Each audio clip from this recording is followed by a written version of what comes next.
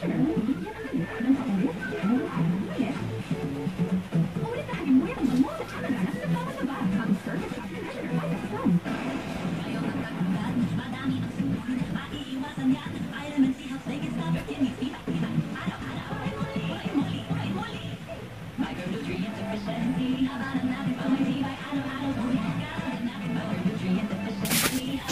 hindi naman maaraw, nag-quick beach cream ako para, alam niyo na. Sarap ng bagong ligo. Grabe. Good afternoon. Medyo parang madilim-dilim. Pero, alam mo ba, lamig-lamig na ng tubig dito sa ewan ko, subdivision lang ba namin or pati sa inyo.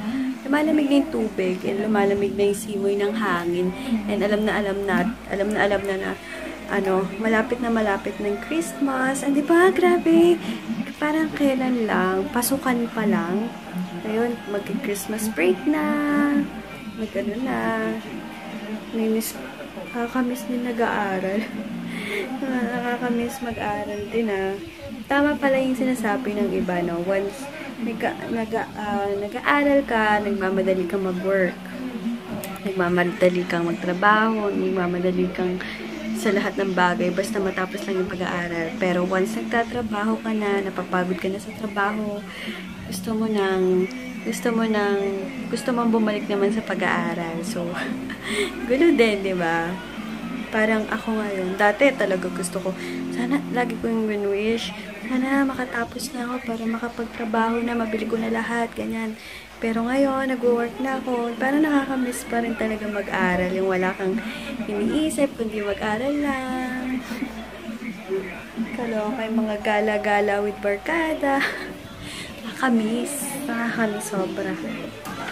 Namimiss ko yung Pampanga. And, ayun.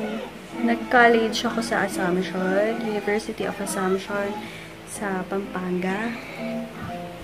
Simula high school dun ako. Ayun, namimiss ko ilang years na ba akong hindi nakakapunta ng Assumption. Parang namimiss ko. Pati mga kantin doon. Mga kantin sa labas. Yun. Namimiss ko yung fishbowl.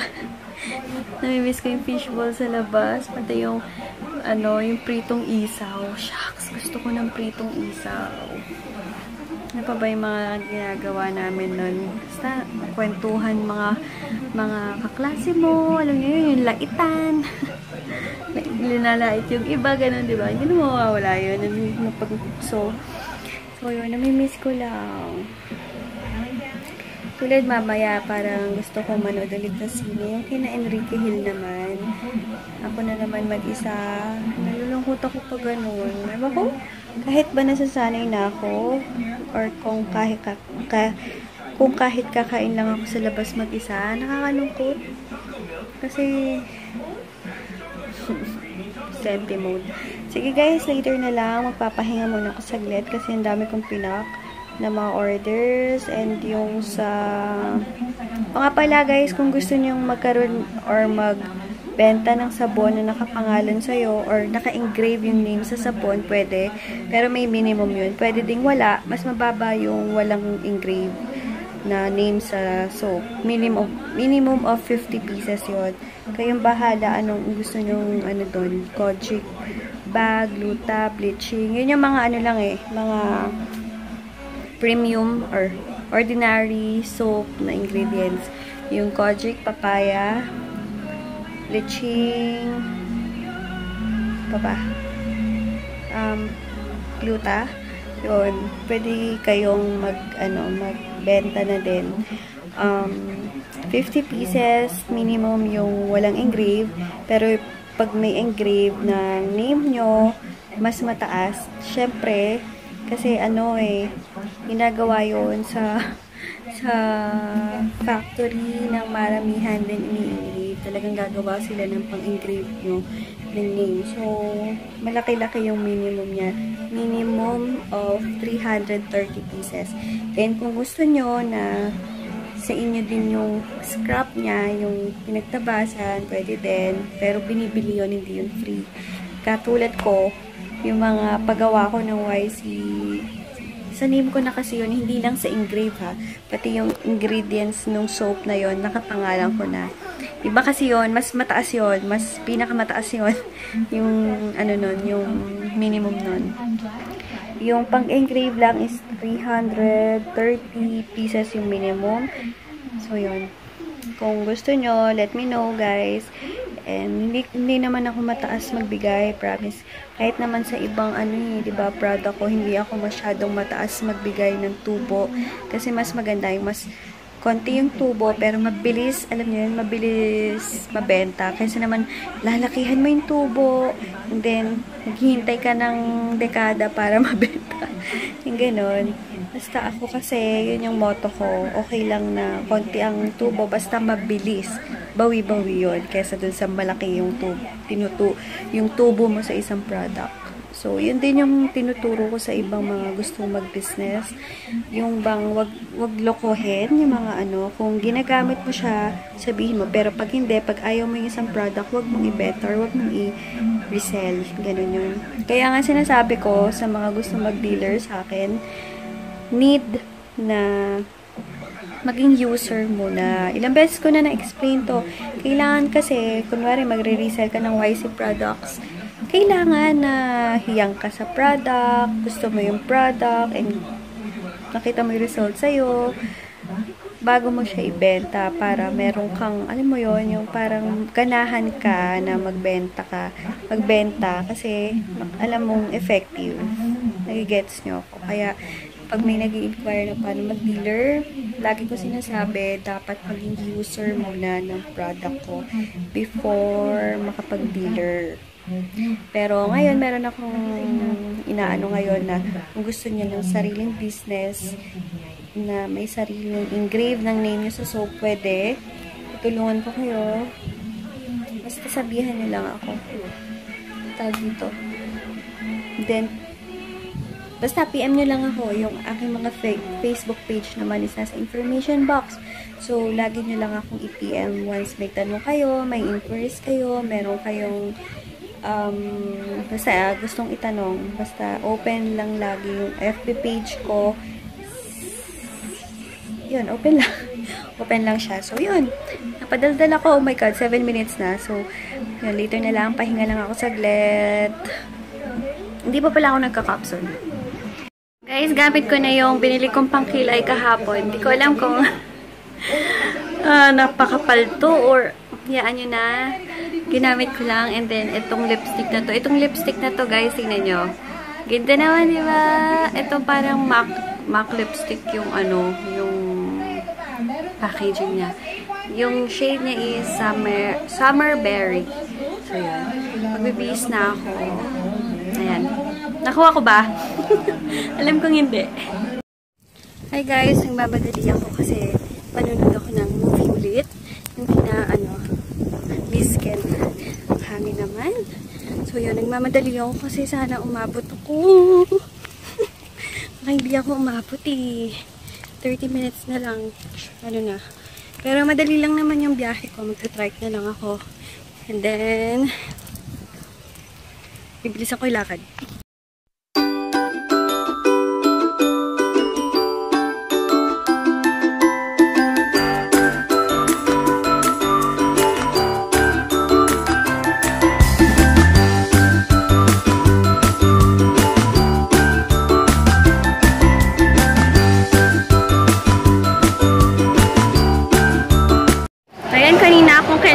Madali doon ang bagal-bagal ng nasakyan kong tricycle. So, bili lang ako ng foods and punta na ako sa sinihan. Ayan, buti na lang wala masyadong line. Ayan, tapos na at last yung movie. Maganda naman siya. Pauwi na ako guys. Nakabili lang akong short sa Maldita.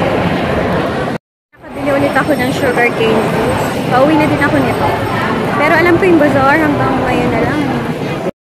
Ayan, ganabi na ako. Pero hindi naman sobrang gabi. Anong oras pa lang? 5:45 pa lang. So, yun. Meron pala nag-hi sa akin kanina. Hindi ko natanong kasi nakita niya ako. Papunta na akong sinihan. Nagmamadali na ako kung alam niyo lang kanina. Kasi magti 3 o'clock. pataas ako, naka-escalator ako, and then siya is pababa. So, biglang may tumawag sa akin na, "Hi, Miss YC," sabi niya. Nagulat ako kasi baka inisip ko, sorry, madilim ah. Inisip ko baka naman hindi ako yun, yung tinawag niya. So, nag-aalangan pa ako kung ako ba talaga yung tinawag niya. Kaya nakatingin naman siya sa akin, then nag-wave siyang ganyan. So, nakapag-hello na din naman ako na parang awkward yung tsura ko. Kasi nga, feeling ko baka hindi naman ako yung tinawag niya. So, yun. Hi sa'yo. Pasensya na kasi nagmamadali ako kanina. Parang, nakita mo yung itsura ko na nabigla, di ba? So, yun. Grabe. Kasi ano na, showing na yung, sisimula na yung everyday I love you. So, yun. Hi sa'yo. Sayang hindi tayo nakapagpa-picture or hindi man lang ako hindi man lang tayo nag-usap kasi pababa siya ako paakyat. So yun, hi ulit. And sa mga makakakita sa akin, huwag kayong matakot kasi yung iba nahihiya daw. So yun, sayang lang hindi kami nakapagpa-picture na so yun. Alam nyo ba, nakapag-sugarcane juice ulit ako. And kanina, hindi na ako pala nakabili ng foods. Kasi nga, ano ba yan? Magsushowing na, magtitrain na ako. Ang bagal kasi ng nasakyan kong tawag doon. Nasakyan akong tricycle kanina kung kailan ako nagmamadali. Doon naman, mabagal yung nasakyan ko. Kaya yun. Maganda naman yung movie. Nakakakilig, pero nagsasolo-solo ako doon. Pero maganda naman siya. Pero pabebe yung movie. Hindi siya yung, basta pabebe. Pabebe siya. Pero okay naman. Box naman. Ang hinihintay ko, alam nyo, yung kinabi yung John Lloyd. Yung One More Chance 2. Pero alam ko hindi na One More Chance yung niya. Yung title niya. So, yun talaga yung hinihintay ko. Pero, don't worry. Talagang hindi tawag dito. Dapat may kasama ko doon. Hindi pwedeng hindi. So, yun. Malapit na ako. Yun. Hi pala kay Sis Jessica. Hi. Sino pa ba? Hi kay Sis George. Na lagi kong ka-Viber. Everyday. Oh my God. Ayan, sige guys. Later na lang ha. Nag-PM na sa akin yung nakita ko kanina. Hi kay Amber! Hi! Nag-PM na siya sa akin. Amber pala yung name niya. So, yun. Hi! Hi sa'yo, Amber! Guys, naka-shower na ako. And ito yung binili kong isa sa may supermarket and yung may ribbon. Diba?